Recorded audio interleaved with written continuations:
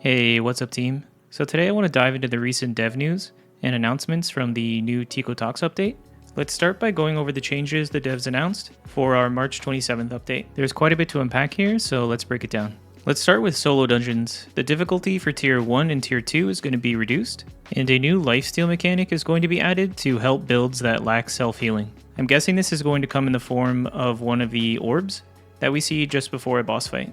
Tier 5 will retain its current difficulty, as well as rewards are also being improved. The current rewards in solo dungeons are pretty underwhelming at the moment, where it doesn't really feel like you're getting much value for running these 3 times a week, because you're constantly just receiving some runes or T1 purple gear through the weekly epic equipment chance chest. So with the solo dungeon loot changes, where we'll see T2 loyalty tokens in the loot pool, artifacts, and purple runes, and also potential Nebula accessories from the tier 5 completions. This is a pretty huge change because previously in Korea, the only way to obtain Nebula accessories was through the Nebula Island, and they were an extremely rare drop, so you could never really include them in your build.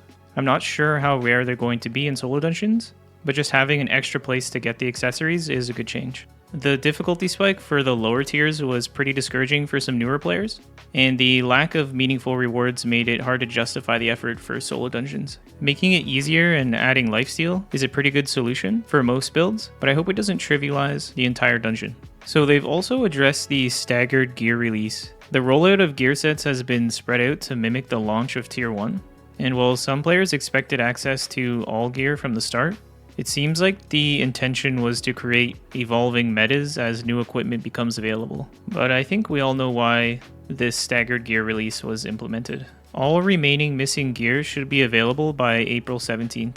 The staggered release has been pretty frustrating for most players, and the communication surrounding this could have definitely been a lot clearer from the start, but at least now we have a solid release for when all the gear will be available.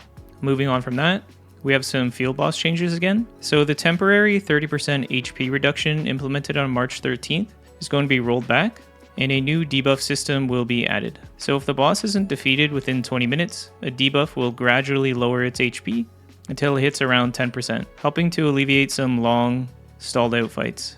I really like the idea of the debuff to avoid an endless boss battle. It helps balance out some PvP while preventing frustration from bosses that just won't die. I have a slight concern this might make the fights a little bit too easy, but we'll see. We don't want to be burning down the bosses before any actual PvP is allowed to evolve in the map.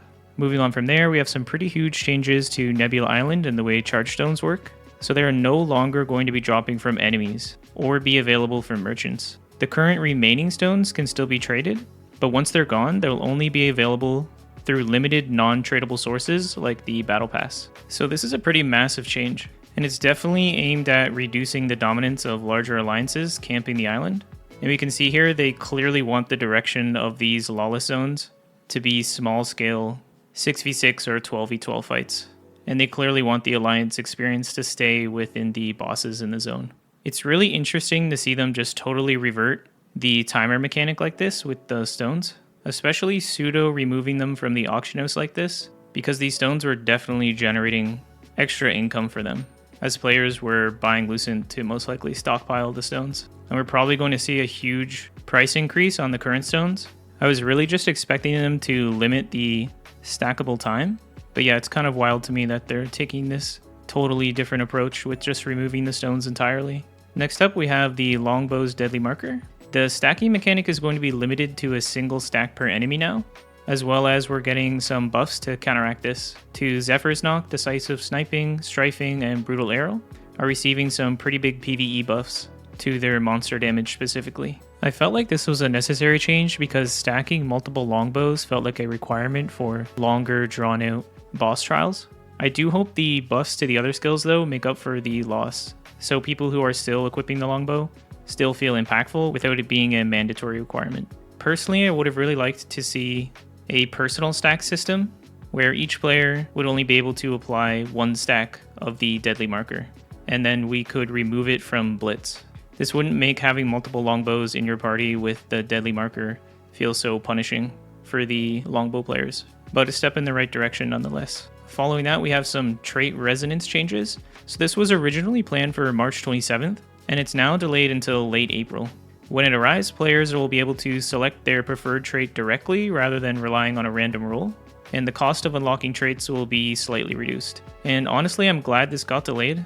The progression systems are already pretty dense right now, and adding another layer so soon might have been a bit overwhelming for a lot of the player base. And also, allowing players to choose their traits directly is a great change. No one likes full RNG systems where it doesn't really feel like you ever make progress because you're constantly just relying on a random roll to get your BIS stats. So it's clear the devs are trying to address some community feedback, but a lot of this feels like a course correction. The changes to solo dungeons were definitely needed. The initial difficulty was a little bit too punishing for new players, and the lack of effective rewards made it not worth the effort really.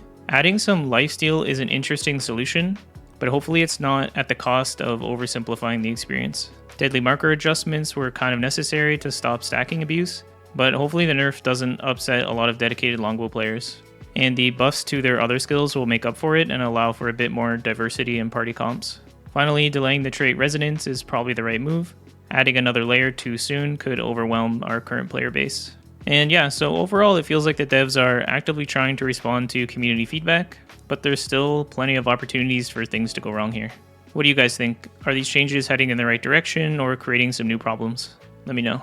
And that just about covers all the news in the latest Eco Talks video. As always, thanks for watching. Consider leaving a like or a sub as it really helps out the channel, and I'll catch you in the next one.